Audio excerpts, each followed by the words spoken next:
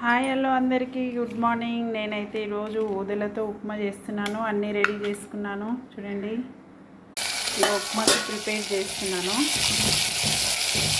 Easy, తొందరగా అయిపోతుంది, ఫాస్ట్గా అయిపోతుంది. ఇంకోటి హెల్దీ ఉప్మా.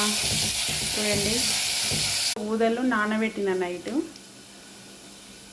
వేస్తున్నాను. వాటరు అవి కూడా దీంట్లోనే యాడ్ చేస్తున్నాను. చూడండి, ఉడుకుతుంది. ఇంకొక 2 minutes అయితే కంప్లీట్ అవుతుంది. చూడండి, ఇది పప్పుచారుకి పప్పు ఉడకబెడుతున్నాను. ఇది అంబలి చేస్తున్నాను.